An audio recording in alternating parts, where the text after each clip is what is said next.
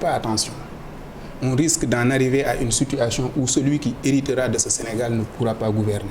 Et il y va de notre responsabilité à nous tous, nous citoyens, de veiller à ce que, oui, on ait des oppositions, oui, des divergences de vues, mais que ça reste dans le cadre d'un débat d'idées, que je puisse ne pas être d'accord avec vous, mais in fine, je ne pense pas de vous que vous soyez fondamentalement mauvais ou que je sois fondamentalement le meilleur de tout et à tout point de vue. Ce qui veut dire s'opposer et gouverner en toute responsabilité. Mais absolument, parce que sans cela, mais je me demande parfois d'ailleurs si est-ce que les gens font attention assez souvent. Le monde d'aujourd'hui est un monde très compétitif, où toutes les nations rivalisent dans la création. Et il me semble au Sénégal que nous, on rivalise dans la récréation. Et c'est dommage. Vous imaginez un peu lorsqu'un avocat, dans l'exercice de sa fonction, est menacé. Lorsqu'une presse, dans l'exercice de leurs fonctions, sont menacées. Lorsque aussi une opposition, dans la pluralité démocratique, ne bénéficie pas d'une liberté d'action. Lorsque donc on pourrait citer jusqu'à demain, alors si on ne s'étonne pas, c'est qu'on n'est pas préoccupé par le devenir de la nation. Or, nous, au niveau de la République des valeurs, et justement c'est pour ça que nous parlons, c'est pour cette raison que nous parlons de valeurs, nous considérons que ce qui est important, c'est le Sénégal. Aujourd'hui, que ce soit Macky Sall, monsieur le président de la République, demain un X ou Y, pour qu'on puisse être président, il faut qu'il y ait une nation. Et malheureusement, si on ne fait pas attention, on risque de mettre des clivages qui, d'ici quelques années, vont nous empêcher d'exister. Or, le Sénégal, ce n'était pas ça. Le Sénégal, c'est par exemple un individu comme moi qui a des neveux à Ziguinchor qui sont des Diola, qui a des neveux à Saint-Louis qui sont des Toukleurs et qui moi-même je suis né à Fatick Serer et j'ai grandi au niveau de la banlieue dakaroise, à Fass Mbao, au niveau de Yeumbeul Nord, Yeumbeul Sud, excusez-moi.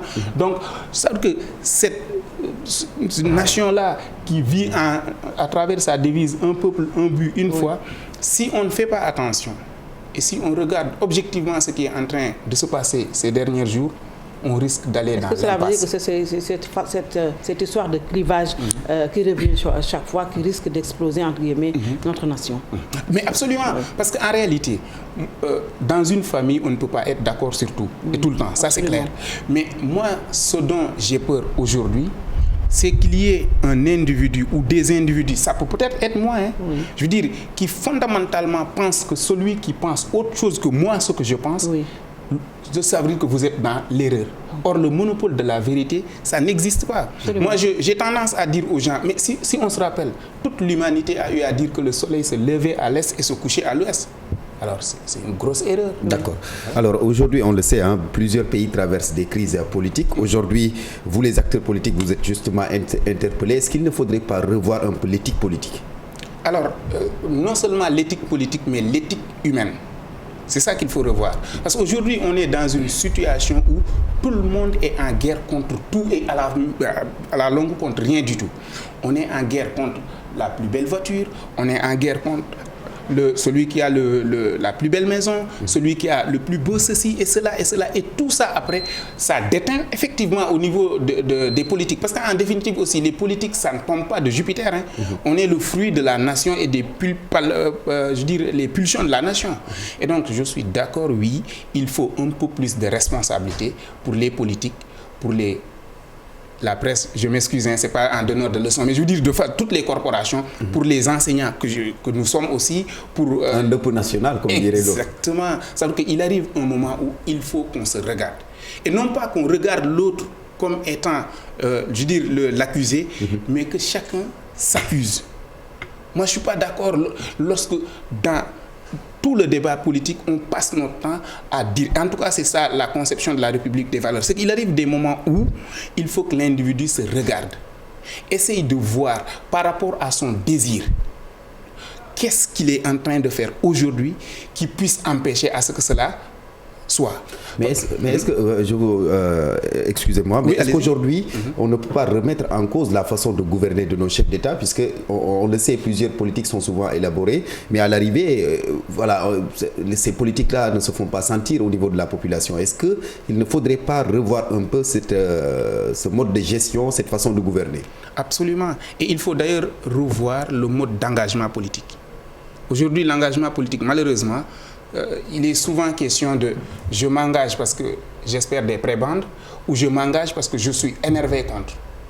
Or, lorsqu'on veut un gain personnel ou lorsqu'on se définit contre quelque chose, c'est qu'en réalité, on n'a pas pris le temps de dire où est-ce qu'on veut aller, qu'est-ce qu'on veut faire. Moi, je ne me définis pas contre vous, M. Ngom, je me définis par rapport à un désir que je veux réaliser. Et c'est ça le problème. Oui, la gouvernance pose problème parce que justement, cette gouvernance-là, à la base, est tenue par des hommes qui... Il y en a de très sérieux là-dedans, mais pour la plupart, c'était quand même pour des questions de réalisation individuelle. À partir de ce moment, ils n'ont pas tendance à privilégier l'intérêt national. Absolument. Est-ce que cela veut dire qu'il faut réinventer la façon de faire la politique chez nous?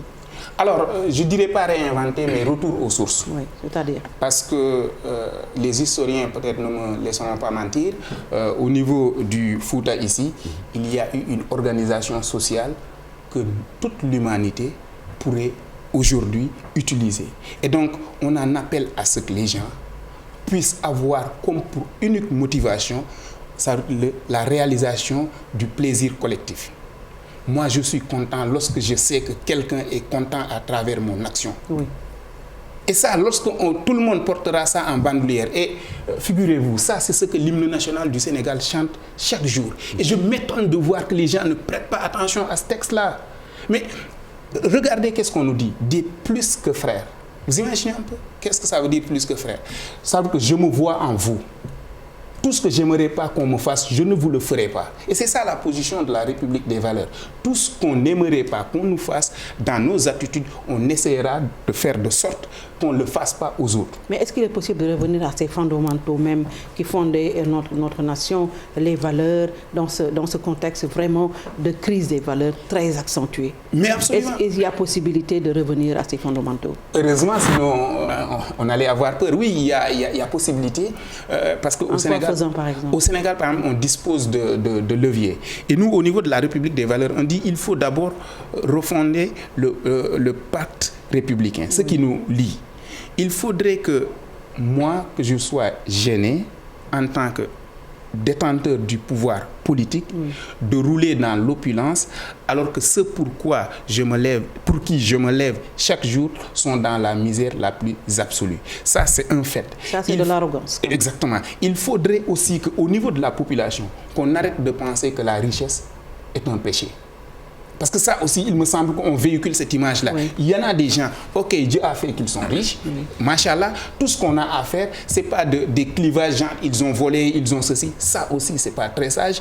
Il serait important d'inciter ces gens-là à investir dans le pays, à faire de sorte qu'il y ait plus de valeur ajoutée, à faire de sorte qu'il y ait plus d'emplois, mais tout ça, que ce soit encadré par une politique de développement réel de l'État. Mais justement, c'est parce qu'il n'y a peut-être pas cette politique d'emploi réel que les gouvernants avaient promis à la jeunesse, que ce qui s'est passé, s'est passé. Vous avez vu ce qui s'est passé la dernière fois. Les jeunes sont sortis, ils ont fait exploser leur frustration. Ils sont allés quand même cambrioler des grands magasins. Ils ont. Alors, le président est tout de suite sorti, ou quelques jours après, pour dire que j'ai entendu votre colère. Est-ce que la sortie du président a satisfait la République des valeurs? Alors, vous me permettez d'ailleurs de revenir sur ce que j'aurais dû faire au départ, c'est que je m'incline sur la mémoire des disparus, et que les pertes matérielles aussi, nous les déplorons. Ensuite, je rends quand même... Juste rappeler que le président a décrété demain une journée de deuil national. Journée de deuil national. Je tiens quand même aussi à rendre un vibrant hommage à un individu qui se trouve être un gendarme, qui dans l'exercice de ses fonctions a préféré se sacrifier au lieu de mettre en péril la vie de ses coéquipiers. Et c'est ça la nation. Heureusement, au niveau de la gendarmerie, leur devise c'est honneur et patrie. Lorsque un individu perd le sens de l'honneur et le sens de la patrie, que vous pouvez dire une chose et que 5 minutes après ça se révèle être erroné sans que vous sourciliez, vous continuez à dire la même chose, ça veut dire que ça pose un problème. Et cet individu-là, j'ai entendu des audios émanant de lui qui dit que parce que la grenade a été découpillée et qu'il y a eu un freinage brusque, il ne voulait pas que ça explose à l'intérieur et qu'il a préféré j'ai essayé de jeter ça pour sauver son équipe. Que moi, enseignant, j'essaye de me sacrifier pour que mes étudiants soient un des meilleurs ou les meilleurs qui soient. Que le tailleur puisse se sacrifier pour que les Sénégalais soient les mieux habillés. Que le cordonnier se sacrifie pour que les Sénégalais soient les mieux chaussés. Que le médecin fait la même chose. Et en définitive, nous en appelons à cela. Que chacun essaye de dissiper ces ténèbres, comme il est dit dans l'hymne du Sénégal, que chacun essaye de dissiper ces ténèbres. Donc, au niveau de la République des valeurs, nous considérons que si l'État fait l'effort de réconcilier les citoyens avec la patrie, la notion de nation, en faisant quoi? Nous considérons que, parce que tout ce qui pose problème, c'est qu'au niveau de la perception, parce que la réalité c'est autre chose, mais la perception que les citoyens ont de la justice, c'est que par moments c'est problématique. Et nous considérons que pour dissiper complètement ça, il ne suffit pas d'entendre les gens. Oui, je suis d'accord quand le président dit je vous ai entendu. Mais 9 ans après, est-ce que nous ne demandons pas, j'ai dit, nous ne demandons après, pas. Il vient d'entendre sa jeunesse. J'ai dit, nous ne demandons même pas d'être entendus. Oui. Nous demandons à ce que les choses soient faites ou faites en temps réel. 300 milliards sur 3 ans, quand même, ça peut résorber le problème. Vous savez, moi j'ai un problème. Oui. Les chiffres, c'est pas ça qui est important. Mais c'est l'orientation qu'on en fait. Alors, lorsque vous mettez 1000 milliards dans un terre qui a été lapidairement inauguré il y a 3 années et que ça ne marche pas aujourd'hui, ça veut dire que vous laissez entendre que vous vous préoccupez de la survie d'une entreprise qui était au bord du gouffre, que plutôt que de se soucier de tirer l'économie nationale. Oui. Donc ça, c'est vrai. Autre chose que je reproche dans le fait que le président puisse nous entendre, et ça aussi, moi, ça me désole. Hein. Vous savez, nous avons un président qui, ça pleut ici. Il y a des inondations. Oui. On veut que les eaux soient enlevées de là. Il vient, il nous met un département. Là, j'ai un problème. Et dans sa façon de communiquer, il nous dit, président ne peut pas tenir le ciel. Je dis, Dieu merci que vous ne pouvez pas le tenir. Tout ce qu'on vous demande, c'est que ces milliards de litres d'eau, canaliser ça et amener chez moi à Fimela ou amener ça à Faïl chez Barth, et vous verrez que nous allons faire du Sénégal un grenier. Et je le dis souvent. Donc, sur ce que le président a dit, puisque nous sommes en phase de détente, nous en appelons à ce que les uns et les autres sachent raison garder. Mais il ne suffit pas quand même, Dr Faye, de prendre des décisions à la hâte, des décisions parce qu'il y a eu un problème. Il faut des solutions quand même de façon structurelle, pas de façon conjoncturelle, parce que ça risque d'imploser encore une fois. Et le Sénégal n'a pas besoin de cela. Et tous ceux qui ont fait, je dis, 1 mois de cours en économie savent que le développement ne peut être que structurel. Oui. Alors, pour que le développement soit structurel, ça veut dire que nous avons aujourd'hui au Sénégal, je le dis, des fruits qui pourrissent en Casamance. Ces fruits, on n'en voit pas à Dakar. Oui. Nous avons aujourd'hui au Sénégal, dans le Sine et dans le Saloum et un peu dans la zone sylvopastorale, mais des terres à étendue de vue, à perte de vue. Et ça, on y fait. On a du lait également qui pourrit. Non, oui, j'allais en avoir parce que moi j'ai par le phénomène c'est-à-dire que quand il n'y a pas d'herbe vers chez nous, les gens ils migrent vers Jolof, ils vous disent je jette le lait par terre. Donc ça c'est des questions si on ne les règle pas. Si on ne règle pas le fait que d'ici 20 ans, peut-être la population du Sénégal sera un peu plus de 25 millions, 30 millions, qui va les habiller? Comment ils vont se déplacer? Comment ils vont étudier? Qui va les soigner? Comment? Mais c'est extraordinaire. Allez-y à Yeumbeul. Moi, j'ai grandi dans cette zone-là. Vous allez à Yeumbeul Sud, vous prenez toute la commune, il n'y a pas un espace pour mettre un hôpital sérieux. Il n'y a pas d'espace pour juste un terrain de football.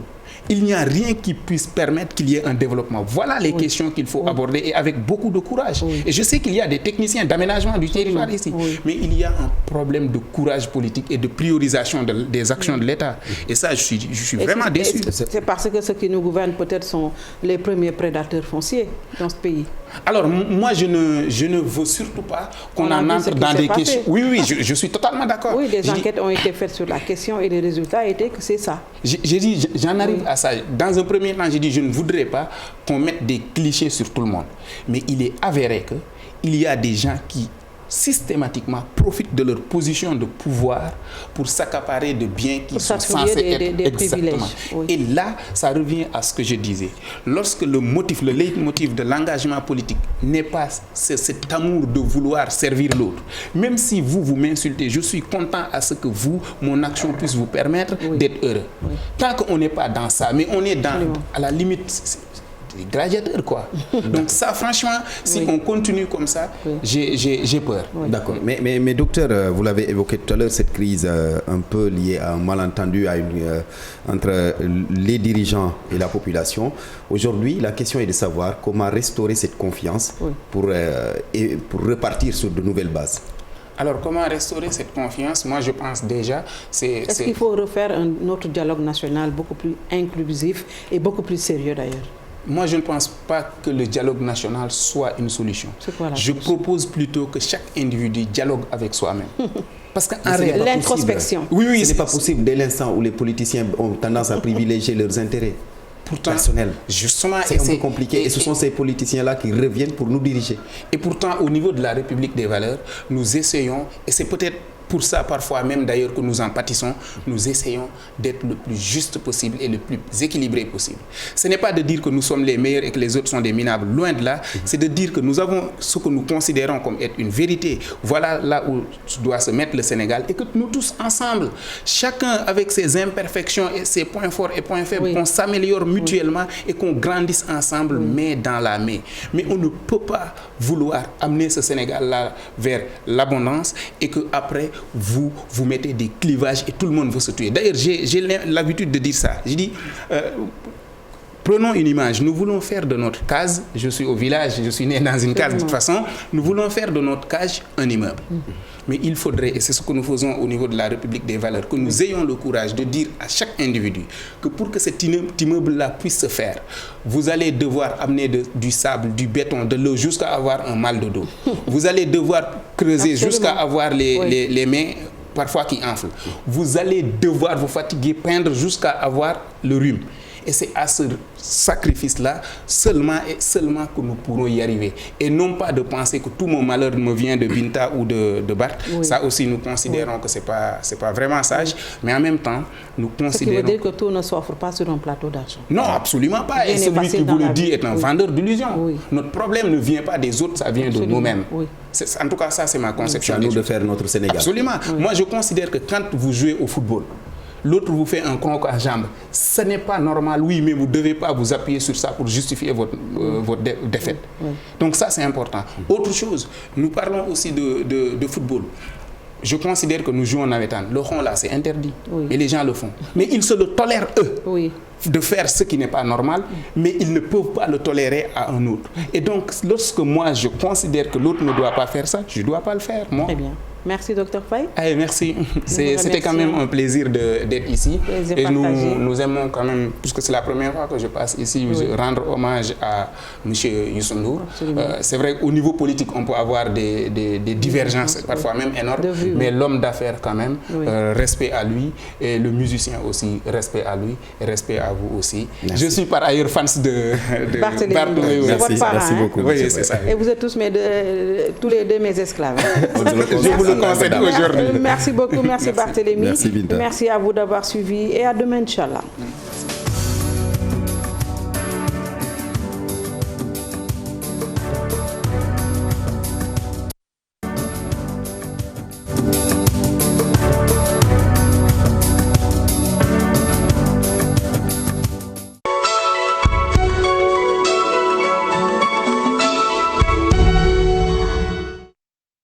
ba mu sokkeekoo ba léegi fondation wu Sonatel ràññeeku na ci lépp luy njàng ak ñaax ñi ci gën a farlu ba noppi di taxawu nguur ngir ñu mën a yokk seen taxawaay ci lépp luy tàggat ak njàng ci daara yi.